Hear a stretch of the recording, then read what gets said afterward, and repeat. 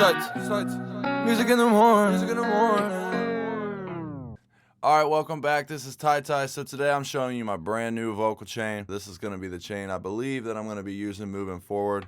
It's a little more complex than the other one, a little more in depth, but as far as getting a quality sound, check.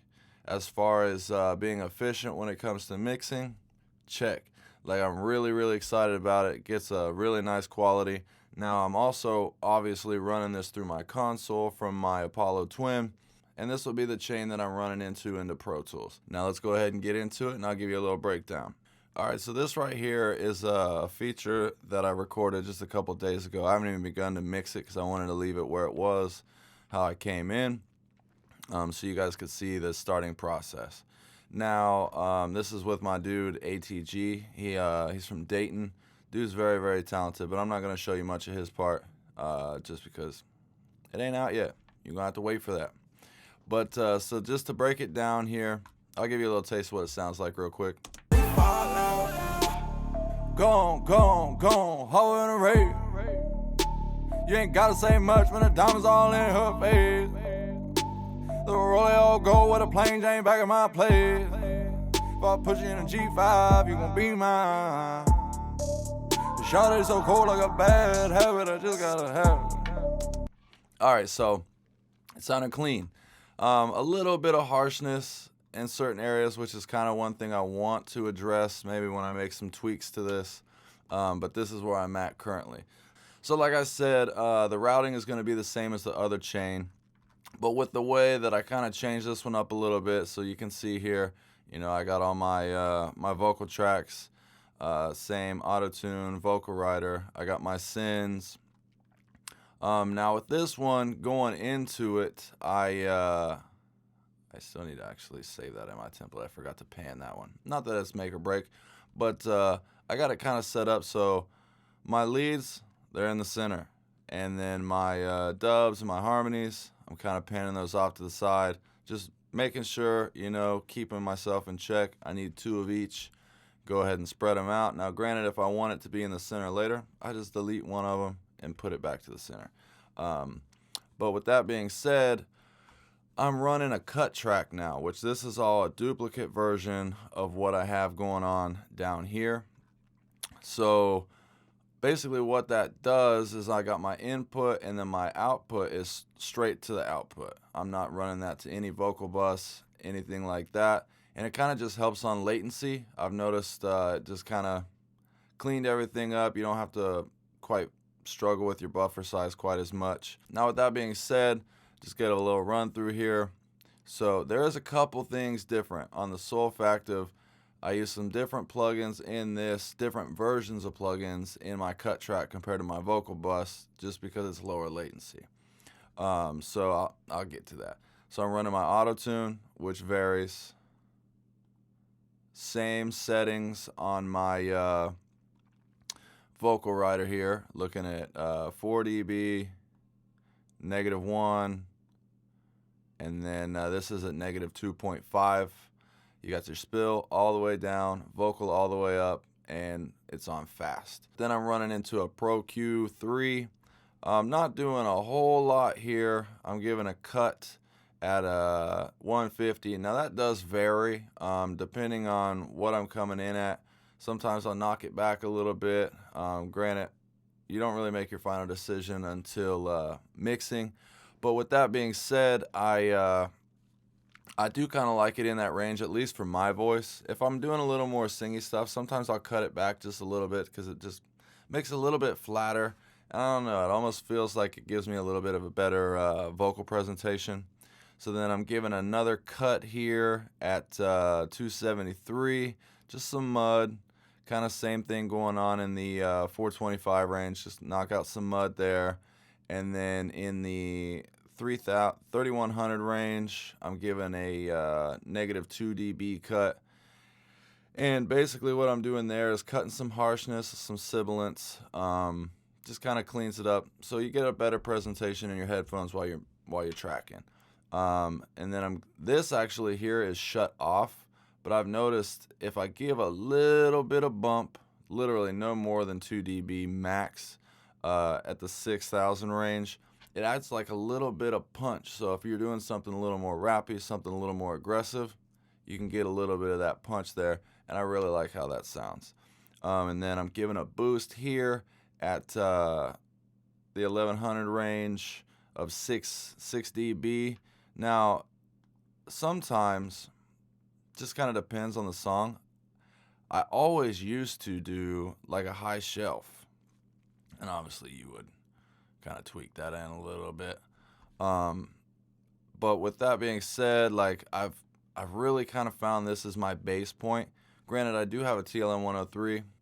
It has a higher frequency range when it hits the 5 to like 15K range, just like a bump in general. So, I would say if you have a mic that's coming in a little bit colder, then maybe do the high shelf on that. That way you get a nice fat little bump on the high end, just to add a little flavor.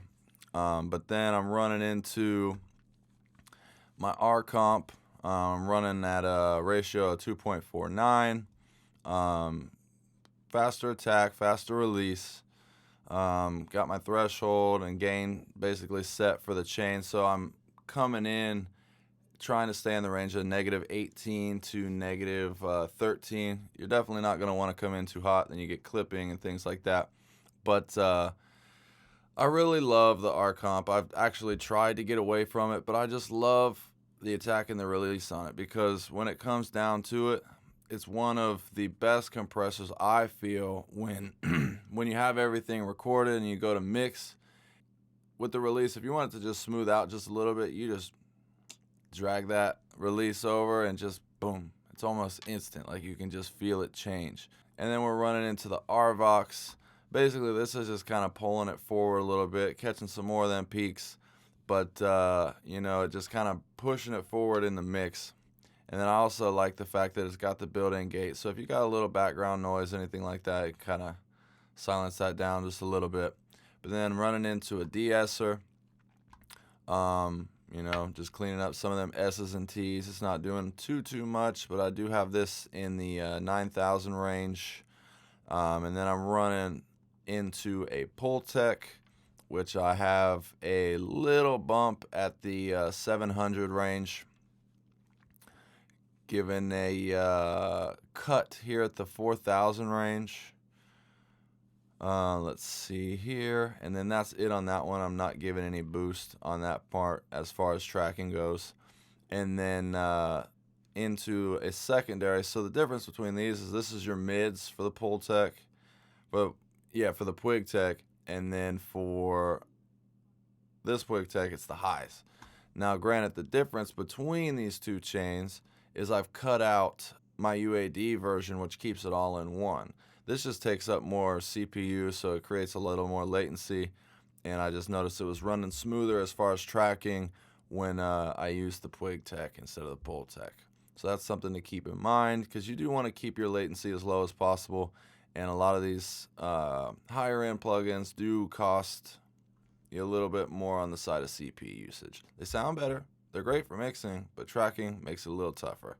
So with that being said, I'm running the Pultecs or the Pwigtecs. On this one, I'm literally only giving a little bit of boost here at the 16,000 range, just a little more high-end, crisp, literally like a half a dB. So not doing a whole lot. And then after that, we're running into a CLA 2A. Now, granted, down here, I'm running the UAD version. You can push the CLA 2A a little bit harder than some other compressors because it's kind of got some built-in saturation, and I really like how it's a nice, smooth, rich, warm feel. And it's not smacking too hard, probably -5 dB on average. It may peak over that a little bit, but not much. And then I'm running into my limiter, which I only got a ceiling set. But one thing I did do here, because I have it switched to the output instead of to my bus, I've created two separate sends. But yeah, I'm running my cut reverb, my cut delay, and that goes to this one. And then all these other sends run to the bus. So with my sends, I got basic delay set up here. I like how the ping pong sounds, instead of the Delay sitting so much in the middle, it kind of just puts it out here on the sides of my ears, and then you can just kind of turn it down a little bit. And granted, with a short feedback, it's not pumping the whole time and like really clogging up the signal while you're trying to track. I just like that. It just kind of moves it out of the way, and then my main vocals sitting nice and centered. But then running into my long delay, you know, I like the Manny Marquin, or however you would say that. It's just, you can get a little creative with it, you know, adding a little reverb in there, some phase, double, distortion. I like that. But then I actually just got this plug-in the other day. Heard a lot of great things about it, the Valhalla. There's so many different things you can do with this reverb. And I actually already have it set. I do notice with this one, I like to set up my reverb times even before I record. And I said that in the last video, but I'll give a quick rundown through it too.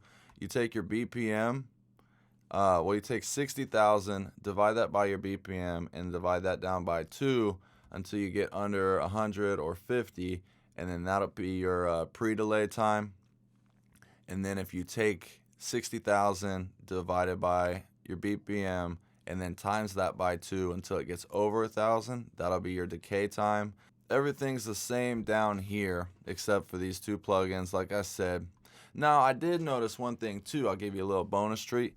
If you want something that's a little bit darker, a little bit grittier, switch out the RVox for an 1176, but I put the 76 over the R-Comp because the R-Comp is basically an emulation of an LA2A anyway. It can be either, depending on which of these you have. The Optu is the LA2A. The Electro is the 76. Typically in outboard gear, people will run a 76 into an LA2A, not the opposite. Just with the release times and everything, it works out a lot better. What I got going on here when it comes into mixing, I'll activate these plugs. I'm running I'll just make it active. I'm running a Saturn II, which I actually just mixed a song the other day through this chain because I just got the black box. It's on sale right now on Plug-in Alliance for like $49. So I kind of am liking the flavor of that a little bit better than the Saturn II at the moment. But both are really, really good plugins. I do like the fact that the Saturn II is a multi-band.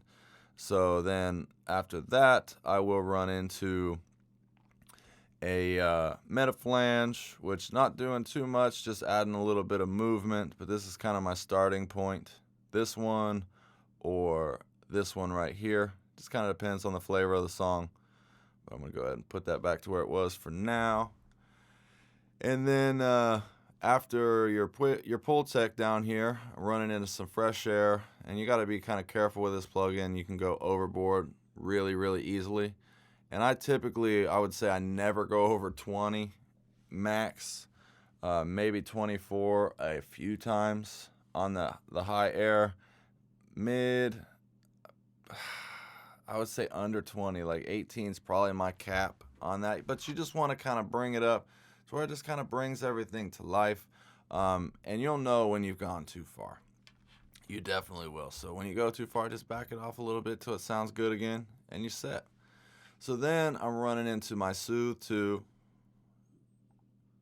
And with this, you know, just kind of taking out some harshness, which is also kind of why I'm not super worried about a little bit of harshness coming in through tracking. I don't want it to be over the top, you know what I mean? But you want it to ride smooth. But this will take care of the rest when everything gets settled. And then I'm running into an Oxford inflator. And let's see here. With this is basically upward compression, inflation, and saturation, kind of all combined, and excitement. It's a very powerful plugin. You can find this on sale many different places for like 40 to 50 bucks. I would highly advise going and picking that up. But I'll go ahead and just kind of show a little here, and I'll leave my chain the same for now because I'm not fully trying to get into mixing this. We'll do a full mixing tutorial. Maybe we'll do that next week. But just to kind of show how some of these things just build as it goes. Gone, hoe in a rave. You ain't gotta say much when the diamonds all in her face. The rollie all gold with a plain Jane back in my place. If I put you in a G5, you gon' be mine. So even so far, you can definitely hear some improvements. And like I said, I'm not going into a full mix. I'm just kind of activating them and letting you hear what it sounds like. So then going into the fresh air. Gone, hoe in a rave. You ain't gotta say much when the diamonds all in her face. The rollie all gold with a plain Jane back in my place. If I put you in a G5, you gon' be mine. The shawty so cold like a bad habit, I just gotta have it. She shaking her move, watching her groove, she keeping her rich. She climbing on top, she calling me daddy, she calling me captain. Hip in the back, fuck until the new wears off. And then into the soothe. Gone, hoe in a rave. You ain't gotta say much when the diamonds all in her face. The rollie all gold with a plain Jane back in my place. If I put you in a G5, you gon' be mine. The shawty so cold like a bad habit, I just gotta have it. She shaking her move, watching her groove, she keeping her rich. She climbing on top, she calling me daddy, she calling me captain.